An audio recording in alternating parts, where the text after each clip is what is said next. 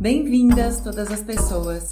Este é o podcast Universidade Livre de Assédio, do Observatório Sul-Sudeste do Caleidoscópio, Instituto de Estudos Avançados em Iniquidades, Desigualdades e Violências de Gênero e Sexualidade e suas múltiplas insurgências. Eu sou a Morgane Guzzo. E eu sou Joana Maria Pedro. E aqui a gente vai conversar com quem tem pensado, criado e aplicado políticas de enfrentamento às violências e assédios nas universidades e também criado ações afirmativas de equidade de gênero, raça, classe na ciência. No episódio de hoje, a gente vai conversar com Patrícia de Abreu Moreira, que é mestre e doutora em genética e professora do Departamento de Biodiversidade, Evolução e Meio Ambiente da Universidade Federal de Ouro Preto. Patrícia é uma das fundadoras do coletivo Andorinhas, rede de mulheres da UFOP, que tem atuado e alcançado inúmeros avanços ligados ao acolhimento de pessoas que exercem a maternidade ou parentalidade na universidade e ao desenvolvimento de políticas de inclusão e equidade de gênero na UFOP. Então, professora, muito obrigada por ter aceito o nosso convite de participar do podcast. A primeira pergunta tem relação um pouco com esse histórico, né? Então, a gente conhece um pouco da Andorinhas, né, da Rede de Mulheres da UFOP, que você pode contar um pouco como é que ela foi criada, né? Você já apresentou isso num evento nosso do Observatório, que é o Ocupação INCT, tem uma parte da tua fala que já está disponível no YouTube para quem quiser assistir. E a gente queria que você, então, contasse um pouco de como começou esse grupo, né, Andorinhas, e como que você também passou a participar dessa luta por equidade de gênero na universidade? Bom, primeiramente, Morgane, Joana, muito obrigada pelo convite, tá? É muito especial para mim estar aqui participando e falando um pouquinho para vocês sobre o que aconteceu aqui na UFOP e como a gente pode levar isso, se tudo der certo, para outras instituições, né? Então, o coletivo, na verdade, ele começou em junho de 2021, no auge da pandemia. E ele começou durante também uma campanha que eu estava fazendo com uma colega para assumirmos a diretoria de uma unidade acadêmica, né? Então a gente eram duas mulheres, né, duas mães solos que eram candidatas, portanto, à diretoria da maior unidade acadêmica da UFOP. E aí durante a campanha, eu acho que foi o fato de serem duas mulheres, né, compondo a chapa para essa diretoria, chamou a atenção de outras mulheres, e algumas delas me enviaram um e-mail, né, pessoal, e aí a gente começou, na verdade, a conversar sobre questões voltadas realmente para as mulheres mães, naquele momento, então, eram docentes que já estavam se sentindo sobrecarregadas, né, durante a pandemia, com as questões de maternidade, questões domésticas e questões, né, de o nosso trabalho ter invadido o nosso ambiente de descanso, que era a nossa residência, e a gente muito sem preparo, sem saber como lidar com aquilo tudo, e muito receosas também com o que seria de nós dessa pandemia, né? E aí a gente se reuniu pelo Google Meet mesmo, foi uma reunião que eu acho que naquele momento o que nós queríamos eram sermos ouvidas.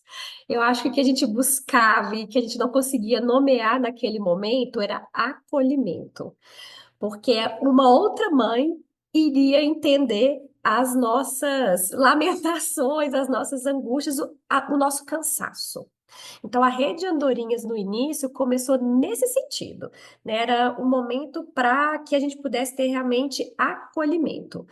Só que durante as nossas conversas, a gente pôde perceber que algumas questões do âmbito da universidade, elas poderiam ser mais acolhedoras para essas mulheres mães, mesmo no momento presencial. Então, o que a gente poderia e precisava fazer, e aí a gente começou a ver realmente essa importância de que as mulheres precisam ocupar esses lugares de diretoria, de pró-reitorias, de reitorias, de tomadas de decisão realmente, porque é sob o nosso olhar que a gente consegue ver as falhas e que a gente pode tentar mudar.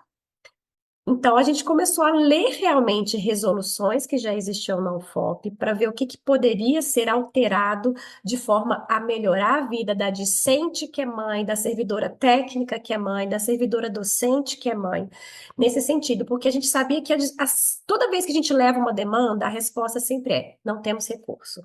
Isso a gente não consegue. E a gente entende, a gente que está, inclusive, na gestão, entende que os cortes que a gente passou nos últimos 4 anos de desgoverno, por exemplo, realmente nos afetaram muito. Então, o que a gente pensou? Vamos trabalhar em cima daquilo que é possível mudar sem ter recursos. Então, por isso que a gente foi nas resoluções, que eram algo, né, algumas questões ali que a gente conseguiria resolver para melhorar. E aí a gente realmente resolveu profissionalizar o coletivo, a gente escreveu um regimento, tem um edital para que as mulheres discentes, terceirizadas, servidoras técnicas e servidoras docentes possam se inscrever e participar, né, desse coletivo. A gente tem uma coordenação e uma vice-coordenação que se reveza a cada 2 anos. Então, agora eu estou saindo, estou dando espaço para outras colegas, né, na coordenação da rede, apesar de estar participando sempre e atuando. E aí a gente foi abrangendo e abraçando outras causas de mulheres no âmbito da universidade, que até então se iniciou para as questões de redução da assimetria, né, de gênero em função de parentalidade, de maternidade, mas que depois a gente viu que eram algo um pouco maior para além da maternidade, para a gente embarcar realmente todas as mulheres em sua pluralidade. Então, a gente começou a realmente atuar em questões de assédio, juntamente com o projeto da Ouvidoria Feminina Atenas, junto também com outro coletivo aqui, que é o Manu, que é Mães da Universidade. E aí a gente foi expandindo assim, a nossa atuação no âmbito da universidade.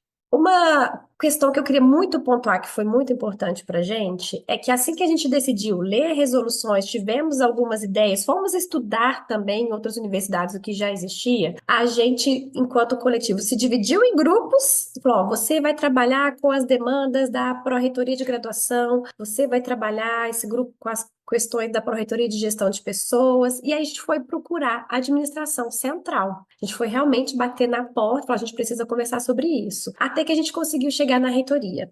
E na UFOP, né, vai terminar agora em fevereiro a gestão, mas nós temos uma reitora.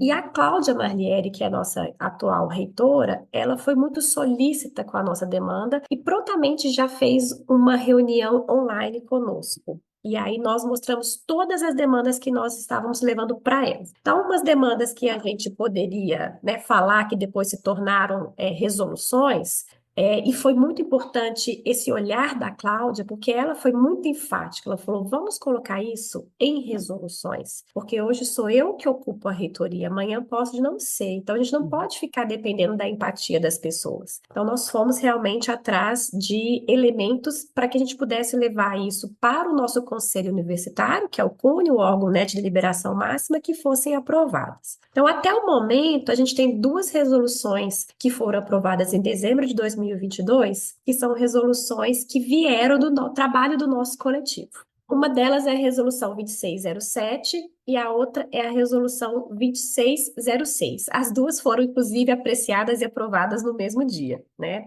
A 2606, ela é uma resolução que trata da norma para o desenvolvimento da carreira docente da UFOP de magistério superior. Então, aqui na UFOP, para progressão, a gente tem uma pontuação que é através de um CEAS, né? A gente tem todo um barema, e aí a gente solicitou para o CUNE, e fomos atendidos, e está na resolução que, quando existe uma licença maternidade ou adotante durante o período avaliativo, né, dentre aqueles 2 anos que estão sendo avaliados, então o número mínimo de CEAs exigidos para promoção ou progressão, ele é reduzido em 50%. Então, a gente conseguiu essa política de compensação nesse sentido para a progressão. E a resolução 2607, ela trata de concursos públicos para provimento de cargos de professor de carreira do magistério superior da UFOP.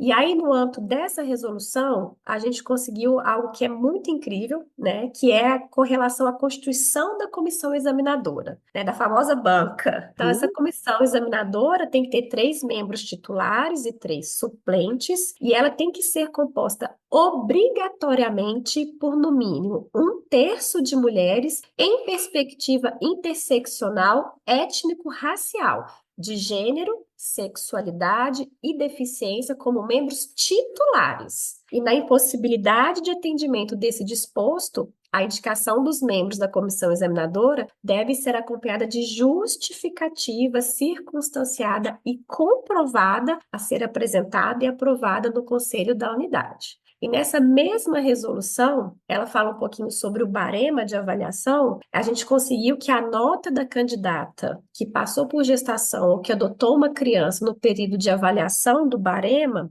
essa nota vai ser corrigida em 10% na hipótese de nascimento ou adoção de uma criança, em até 20% para duas crianças ou mais. Então, isso a gente conseguiu em resolução e já está em funcionamento aqui na UFOP desde dezembro de 2022.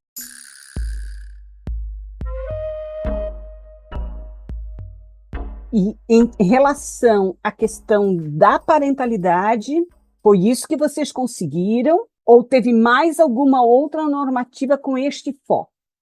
A gente conseguiu mais coisas aqui dentro da UFOP que não estão em resolução, mas que estão sendo sempre publicadas nos editais internos de fomento da Pró-Reitoria de Pesquisa e Pós-Graduação. Então, aqui a gente tem os editais para ganharmos as bolsas de iniciação científica ou editais realmente de custeio. Assim, a gente tem alguns editais para custeio. E esses editais, eles se baseiam numa planilha de pontuação que é a mesma planilha dos concursos. Então, essa compensação de 10% e de 20% que eu acabei de citar, ela também está sendo empregada nos nossos editais internos de fomento aqui da instituição. E recentemente, né, já tem quase que um ano, foi em dezembro do ano passado, a gente conseguiu um edital exclusivo para fomento à pesquisa, exclusivo para mulheres, aqui na UFOP. E a gente já conseguiu também aqui na instituição, junto com o coletivo Manu, que as crianças, né, filhos de discentes ou de servidores, né, possam se alimentar no restaurante universitário também. E aqui a gente teve também a distribuição de que foi chamado de Bolsa Maternidade para as discentes que se tornaram mães ou que são mães durante a graduação. Então foram conquistas muito importantes aqui para nós na instituição em termos de compensação realmente para as mulheres. Creches? Nós não temos creche universitária, né? Então a gente não tem creche aqui, mas foi muito bom, Joana, você ter feito essa pergunta, porque você acaba de me lembrar que foi uma outra conquista nossa também, que nós, nas andorinhas, a gente já tinha, olha, isso aqui serão os pedidos a curto prazo, como esses de alteração de resolução, médio prazo e longo prazo. A longo prazo era, já que não tínhamos creche, não temos creche, a gente gostaria que a instituição tivesse um local um pouco mais acolhedor para as crianças, porque a gente sabe que, às vezes, a nossa rede falha. E aí a gente precisa de vir com as crianças aqui para a instituição, né? Tanto os servidores quanto os discentes também. E aí também com essa gestão a gente conseguiu que nós temos 3 campos, né? A universidade está em Ouro Preto, João Molevade e Mariana. E aí a gente já conseguiu recursos para a criação de um local que a gente está chamando de sala de parentalidade. Então, tem até um croquis bonitinho, assim, que foi o que eu pude mostrar na conferência, que vai ter um espaçozinho para amamentação, uma brinquedoteca, né? Então, vai ter geladeira, vai ter micro-ondas, e os móveis e esses utensílios já estão sendo, inclusive, adquiridos pela instituição. Mas a gente acredita que em breve esses espaços, então, estarão prontos e, né, que a nossa comunidade ufopiana possa utilizar. Com alguém junto para ficar olhando para as crianças ou só o espaço? Por enquanto, né, a ideia é que esteja com a criança alguma pessoa responsável. A instituição ainda não vai garantir essa pessoa responsável. O que nós estamos tentando, assim, conversar é com pessoas dos cursos de educação física, de pedagogia, para ver se a gente não possa fazer, inclusive, um trabalho com os estudantes desses cursos, né? Então, é algo que ainda, eu acredito que depois que a sala esteja pronta, essa discussão, ela vai ganhar um pouco mais de atenção para o que pode ser feito.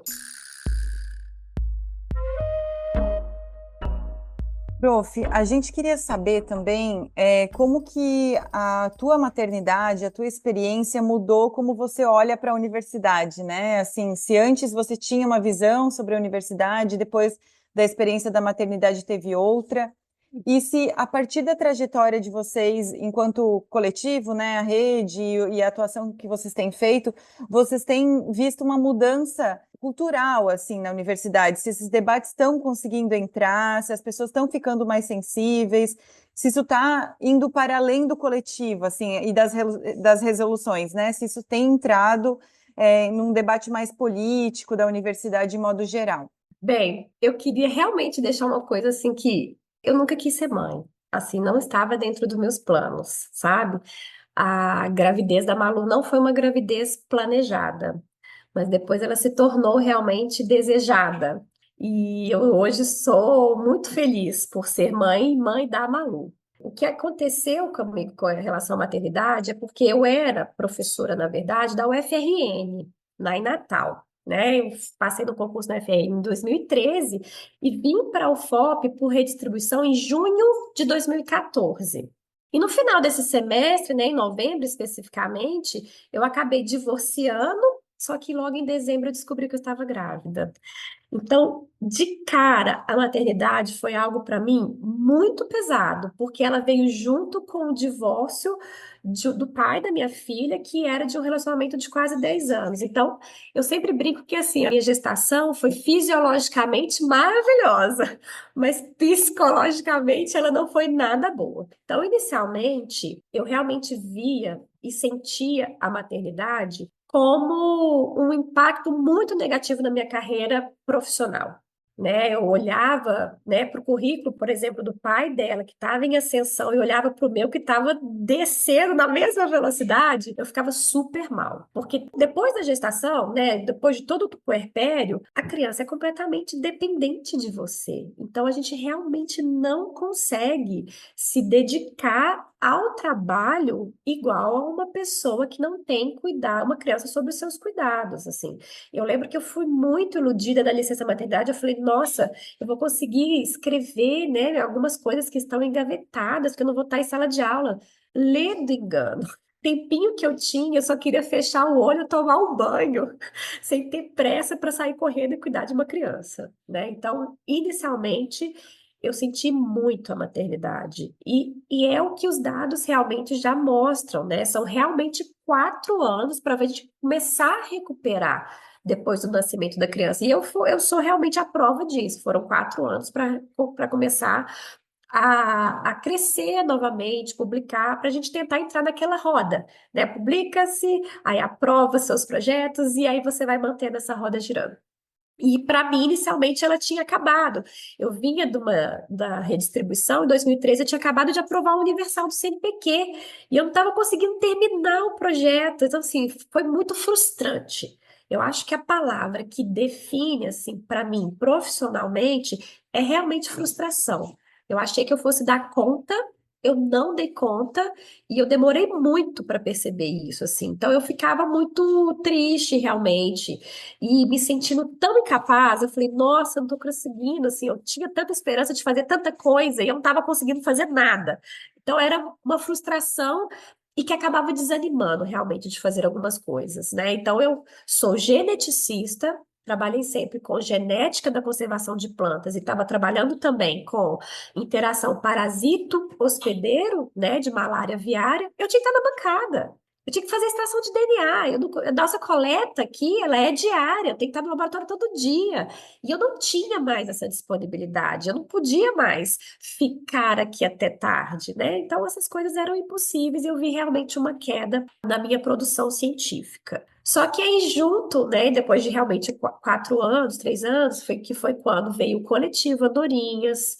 E aí eu comecei a estudar um pouco mais sobre isso, aí eu comecei a ler sobre isso, as pessoas já começaram a me chamar para fazer algumas falas e alguns eventos a respeito disso. E aí é que eu falo que realmente o que aconteceu foi que a maternidade me ressignificou. E que a Malu me ressignificou. Porque foi só nesse momento, Morgane, que eu senti é que eu olhei para a maternidade na ciência e na academia. Porque eu era mais uma, igual tantas outras nossas colegas, que não enxergam isso, porque aquilo que não é meu não me incomoda, né? Então eu realmente era uma dessas pessoas que não tinha esse olhar. para a maternidade como impacto. Eu acho que a gente naturalizou tanto isso, o problema é seu, quem pariu bateu os que balance, e isso foi ficando tão enraizado na gente que eu mesma não tinha esse olhar. Então ele chegou com ela, e mesmo assim, depois de 4 anos, porque eu achava que era eu que tinha que dar conta, que era o problema era meu, realmente, como a gente sempre foi ensinada. E foi depois de um tempo, e quando veio esse coletivo, essas mulheres falando, e quando eu assisti a Fernanda Stanisquaski, né, do Parenting Science, falando sobre isso, sobre filhos, etc., eu falei, não, o problema não é meu, o problema é nosso, né? E foi quando realmente mudou, assim.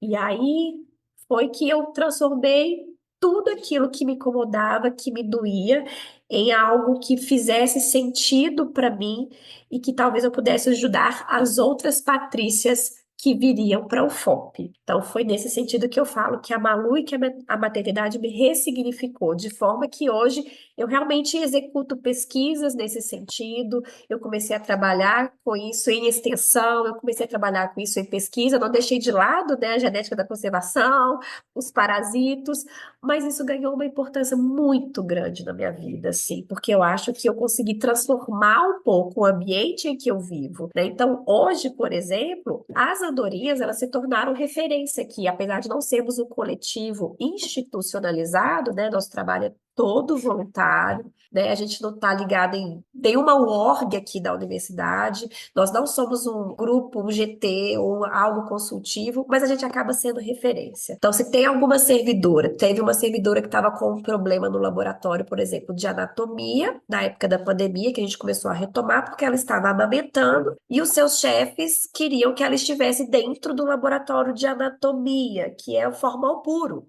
E ela amamentando uma criança. Aí, o que que ela fez? Procurou a gente. Um outro exemplo aqui que aconteceu conosco na instituição foi que nosso coletivo foi procurado por um estudante de graduação da engenharia geológica, porque a companheira dele, também discente, teve uma criança e ele queria ter o mesmo tempo de dedicação, né? Então, o mesmo tempo de licença para cuidar da criança juntamente com a companheira do que ela. E ele não conseguiu. Então, ele procurou a gente. E nós acabamos de ser convidadas para participar do evento de recepção dos novos servidores técnicos que passaram no concurso. Legal. Então, a gente nós fomos, na verdade, a primeira, não sei falar que é instituição, mas nós fomos as primeiras pessoas a falar nessa recepção. Tivemos 40 minutos para falar e nossa fala foi muito voltada para assédio moral e sexual no ambiente universitário, nessa oportunidade, né? E a gente tem trabalhado com isso também, né? A gente já pediu, a gente fez um vídeo para que pudesse ser reproduzido para os servidores, né? E com uma espécie de curso realmente sobre assédio moral e sexual no âmbito da universidade, porque a gente pediu para que fosse obrigatório para todos os servidores. A Pró-Reitoria de Gestão de Pessoas falou que não poderia obrigar para os efetivos. Então, para os novos, durante o estágio probatório já está sendo obrigatório, mas ele está disponível também para todas as outras pessoas que quiserem, porque eles podem usar para aquela pontuação de progressão de carreira. Então, isso a gente conseguiu. E aí acaba que a gente realmente está virando uma referência para a instituição, assim, quando eles têm alguma dificuldade de trabalhar com alguma coisa, eles recorrem e aquilo que a gente puder ajudar, a gente tem ajudado, assim. Mas o que eu observo, sabe, Morgane, a gente acabou de ter uma campanha, uma pesquisa paritária para a nova reitoria que se inicia em fevereiro. Nosso coletivo foi procurado por todas as chapas. Todos quiseram sentar conosco, conversar conosco, saber das nossas políticas, e a gente disse não. A gente não vai contar para vocês, a gente quer saber o que vocês vão trazer primeiro, para a gente saber o que vocês têm de propostas, e aí a gente pode construir junto. Porque assim, a gente sabe que a gente pode ser usado politicamente, e a gente não queria isso, né? Então, pegar aquilo que são nossas demandas, que a gente já tem construído há muito tempo, não seria tão legal. Afinal, a gente vai sentar, claro, vamos escutar todos vocês, mas a gente quer ouvir primeiro o que vocês têm para dizer, assim. Então, a questão de assédio e essas políticas assim institucionais realmente para combater essas assimetrias de gênero, elas já ganharam espaço para além do coletivo. E isso já está muito claro para a gente aqui na instituição.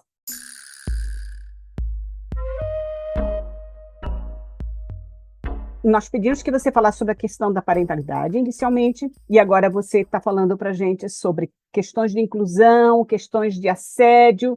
Você poderia nos falar agora se foram criadas novas normativas, como é que vocês fizeram esse percurso? E se você puder também mostrar para a gente, contar como que surge a demanda por essa questão da luta contra o assédio, né? Porque a gente geralmente escuta que tem a ver com alguma pessoa que denuncia, não sabe aonde ir, etc. Então, geralmente é um caso específico que estimula que algumas professoras, enfim, se organizem para olhar para esse assunto. Daí eu queria saber também um pouco desse contexto. Então vamos lá. Assédio sexual e até mesmo assédio moral é algo que a gente sabe que acontece na instituição.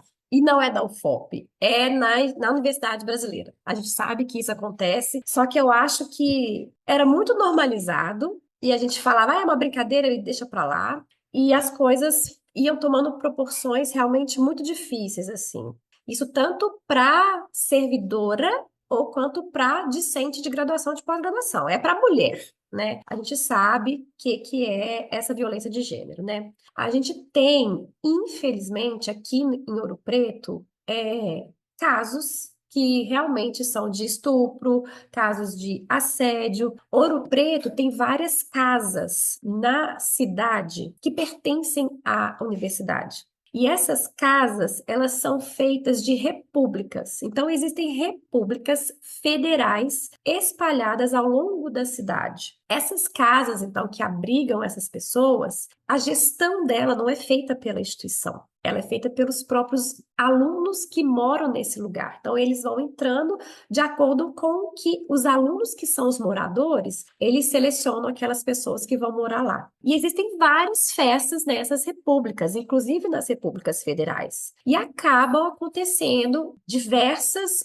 situações de violência dentro desses locais, né? E acaba sendo algo institucional, porque é um espaço da universidade. A gente sabe que isso acontece entre alunos e a gente sabe que acontece, então, casos de assédio, em especial sexual, em sala de aula, às vezes com alunos, com professores e estudantes. Quando a gente fala de assédio, aí a gente está realmente focando na questão de professor com aluno, né, ou professora com aluno, porque para categorizar assédio tem que necessariamente ter relação de trabalho, né? Entre os alunos, por exemplo, igual nas repúblicas, a gente não pode falar que é assédio, porque não existe relação de trabalho entre eles, mas aqui dentro de sala de aula, por exemplo, existe. E a gente teve o caso de um professor que realmente ganhou muita notoriedade assim na instituição. E aí, em 2019, a gente tem, inclusive, a criação de uma resolução CUNE também, que é a Resolução 2249. E essa resolução, ela instituiu normas e procedimentos para serem adotados em caso de violência contra a mulher no âmbito da Universidade Federal de Ouro Preto. Nessa época da criação dessa resolução CUNE, a nossa ouvidoria não era uma ouvidoria atuante. A nossa ouvidoria, inclusive, ela foi totalmente reestabelecida e hoje ela é uma ouvidoria bastante atuante depois dessa resolução. E aí foi interessante porque aí foi criado, né, no governo federal, na CGU, aquele sistema da ouvidoria eletrônica do Fala BR. E isso é muito importante, até mesmo porque a gente sabe que muitas de nós é quem somos procuradas principalmente pelas estudantes. E é isso que eu falo, que a gente tem que espalhar muito essa questão do Fala BR, porque lá que é o local para recebimento de denúncias, né? A gente pode acolher, claro, e a gente vai fazer isso. Só que nem sempre as pessoas que ocupam posições de colegiado, de chefia de departamento, sabem disso, querem resolver aquilo ali, e aí os alunos falam assim, não vou denunciar mais não, porque não dá em nada, acaba em pizza, porque às vezes não foi feita a denúncia do local correto.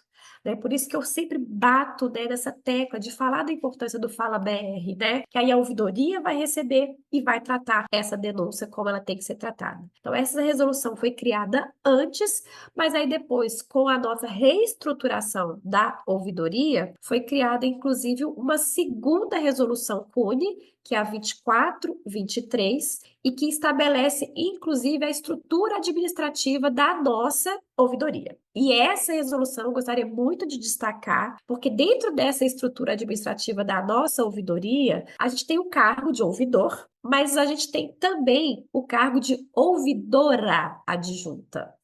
E esse cargo, né, como o próprio nome já deixa claro, ele tem que obrigatoriamente ser ocupado por uma mulher. Porque aí é essa pessoa quem vai receber todas as denúncias que vierem do Fala BR e se tratam de violência de gênero, para que ela possa ter, né, esse cuidado para analisar essas questões com essa perspectiva de gênero.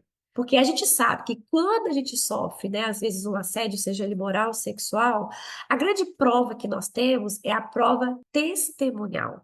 E às vezes, dependendo da pessoa que ocupa esse cargo, vai olhar, só tem testemunha, não tem materialidade. E aí nem se abre uma investigação, não se abre um PAD. Então foi muito importante assim a criação dessa nossa resolução 2423 que coloca essa posição de ouvidora adjunta, porque a gente não poderia ter duas ouvidorias, né? Então as pessoas falam muito da ouvidoria feminina da UFOP, mas a gente não pode ter uma ouvidoria separada da nossa ouvidoria. Só que a gente teve um projeto de extensão, que é a Ouvidoria Feminina Atenas, né, que inclusive foi a ouvidoria que ganhou a premiação do MEC, ele acolhe as vítimas, né, de violência de gênero, assédio moral, sexual.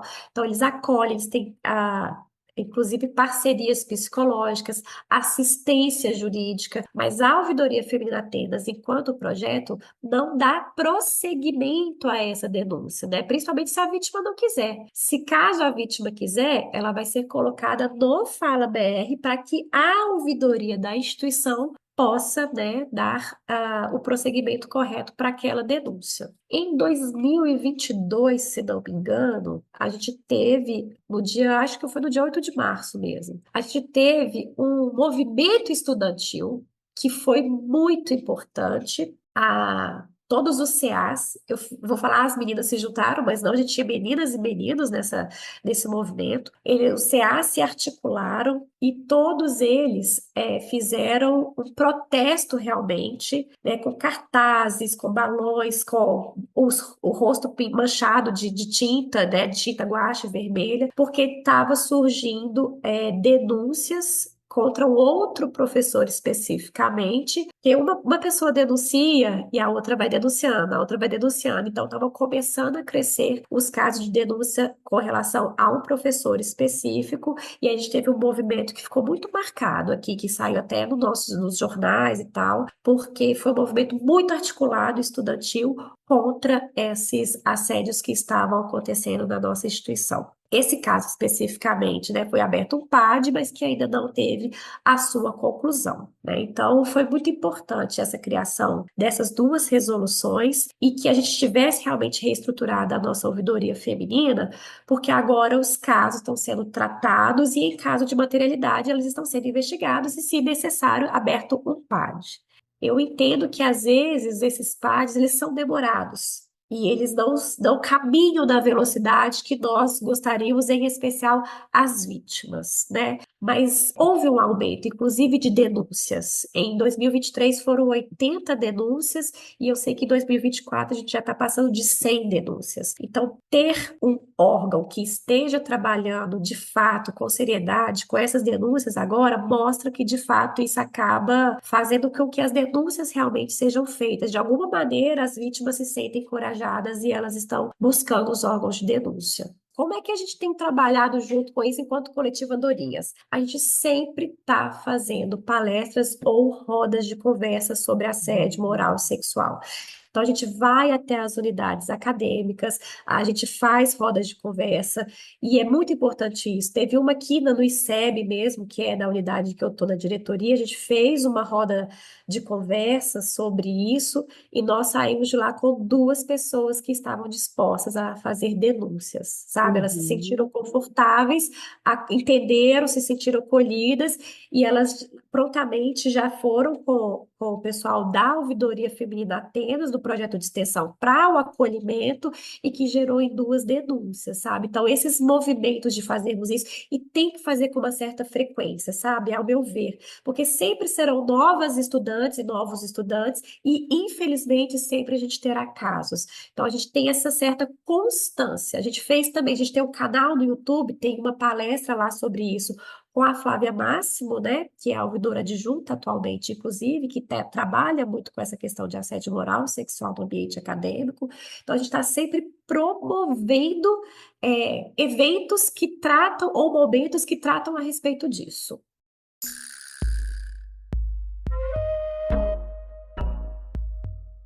E quais são os desafios que você percebe que ainda existem para enfrentar esse cenário, tanto para vocês na UFOP, mas também de modo geral, para as mulheres na ciência, para as mulheres nas universidades? Eu acho que o desafio maior agora é que a gente possa chegar com essas políticas em locais em que eles ainda utilizam a métrica, a régua, como se fosse uma só para homens e mulheres, mães ou não mães, né? Com filhos ou sem filhos. Então, por exemplo, essas compensações que eu estou mostrando aqui, que a gente colocou na nossa instituição, por que que a CAPES não adota, de certa forma? Por que que CNPq não adota? Eu tive que sair do meu programa de pós-graduação.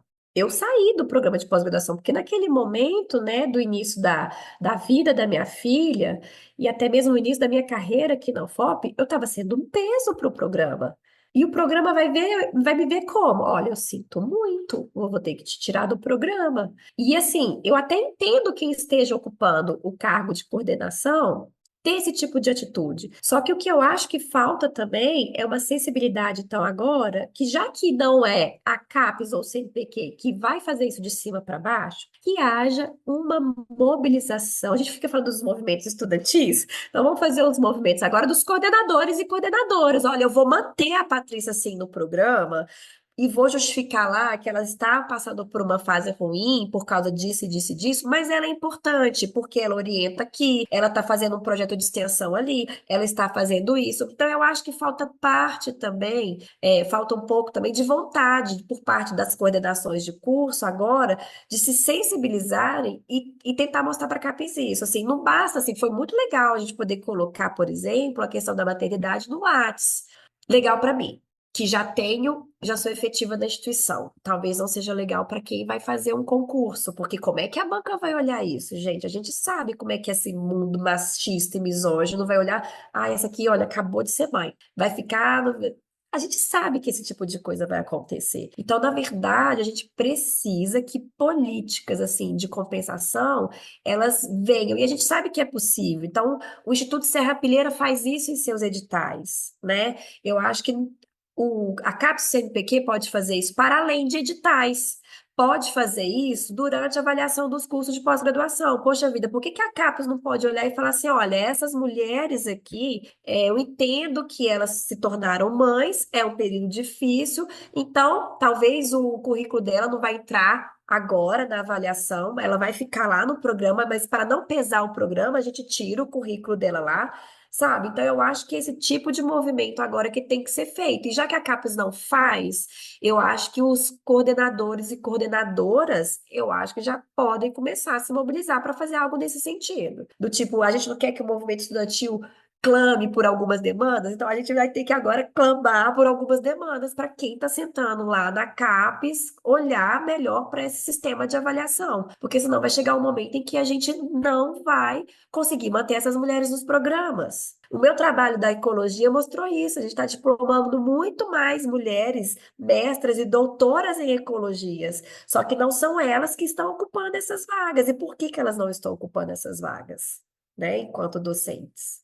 Alguma coisa está errada, né? É um clássico efeito tesouro. Então, onde é que está o erro? Né? Essas mulheres não conseguem se manter enquanto NP nos programas de pós-graduação em ecologia, porque elas vão sair durante o período de licença maternidade, vai ter todo o impacto da maternidade, então são os homens que estão ocupando os núcleos permanentes desses programas. E eu tenho certeza que se a gente ampliar isso para as outras áreas, a gente provavelmente vai observar esse mesmo retrato. Então, está na hora da gente mobilizar a CAPES nesse sentido agora, para falar para eles: olha, essa régua não pode ser a mesma. Eu iria perguntar ainda para ti, qual é o futuro do grupo do Coletivo Andorinhas? Olha, Joana, essa é uma excelente pergunta, porque o que eu vejo, sendo bem honesta, assim, que como o trabalho é voluntário, a gente sempre tem aquele grupo que eu sempre brinco, assim, são aquelas ali que vão segurar o piano. E eu fico com muito, toda vez eu fico assim, se fulano, ciclano, beltrano saírem, nossa, o que que vai acontecer do coletivo? Eu fico muito receosa mesmo com relação a isso. Mas eu acredito que assim como eu, tem outras pessoas que se identificam, tipo, essa é a luta que eu quero lutar. Então, enquanto futuro, eu realmente não quero que seja um futuro que a gente perca esse coletivo, porque eu acho que o que a gente conquistou aqui na universidade é de uma valia muito grande e que vai ficar para a instituição. São realmente conquistas muito importantes, não só para a gente, para outras mulheres que virão, né? Deixar esse ambiente um pouco mais acolhedor realmente, né? Para as mulheres que se tornam mães e que vejam que aqui também é um lugar que caibam essas mães. Mas eu fico, às vezes, pensando, será que a gente deveria realmente lutar pela institucionalização do coletivo, para que a gente leve isso com um pouco mais de seriedade, mas também não institucionalizando o coletivo, a gente pode, né, bater de frente com algumas questões da administração central, afinal de contas, a gente não vai fazer parte da equipe, a gente fica numa série de incertezas realmente com relação a isso. A gente se reúne todo mês, né? Então o coletivo, a gente tem esse compromisso, a gente reúne todo mês, a gente faz atas, a gente levanta as coisas que estão acontecendo. Eu realmente acredito que o coletivo é algo que veio para ficar, né? Porque tem toda essa programação. Eu acho que pode ser que daqui a um tempo não seja a Patrícia, não seja a Gabriela, não seja a Alice, mas como eu disse, assim, né? Outras Patrícias virão. Então, porque assim, é uma situação que eu estou vivendo hoje, mas que talvez a Joana, a Maria Pedro já tenha vivido, que a Morgane vá viver. Então, que outras pessoas, assim, eu acho que até infelizmente, né, a gente, enquanto mulher, a gente sabe que isso aqui, infelizmente, está longe de chegar ao fim. Então, eu acho que é algo que, assim, eu vejo com muita esperança o futuro do coletivo. Mas eu sei, assim, eu não vou ser ingênuo o suficiente para saber que exige uma certa dedicação, né? Um dia inteiro de reunião, é um trabalho que é voluntário, então você acaba abrindo mão daquele tempinho que você poderia estar escrevendo um artigo ou um paper que é avaliado pela CAPES, afinal de contas, né?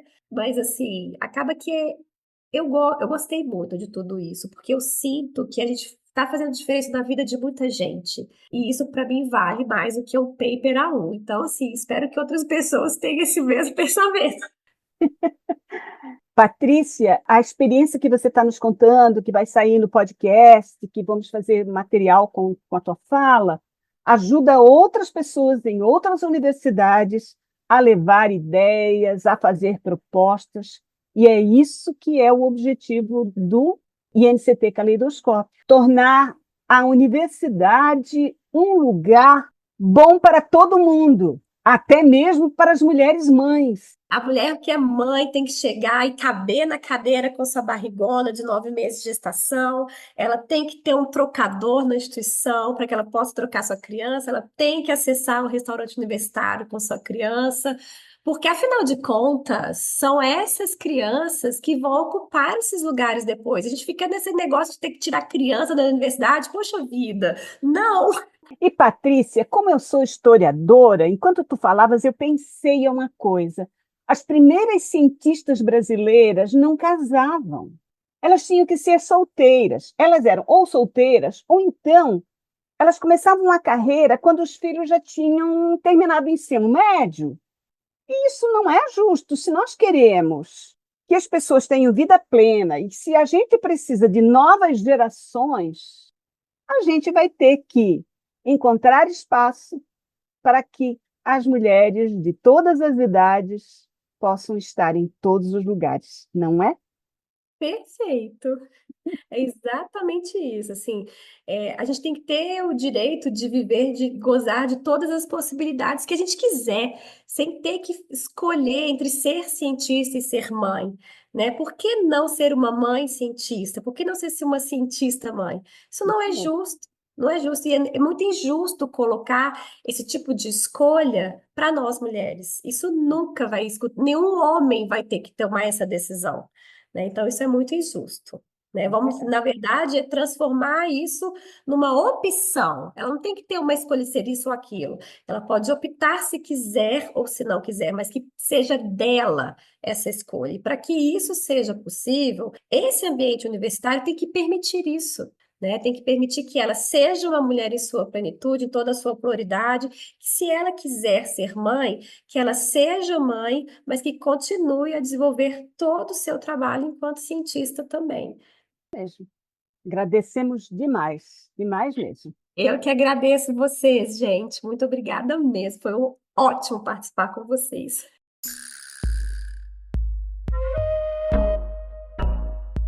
Esse podcast é uma produção do Observatório Sul-Sudeste do INCT Caleidoscópio Instituto de Estudos Avançados em Iniquidades, Desigualdades e Violências de Gênero, Sexualidades e suas múltiplas insurgências, sediado na Universidade de Brasília. Projeto com financiamento do Conselho Nacional de Desenvolvimento Científico e Tecnológico, o CNPq. Roteiro, entrevista e locução, Joana Maria Pedro e Morgane Guzzo. Edição, Morgane Guzzo. Vinheta, Luiz Moreto e Carla Bessa.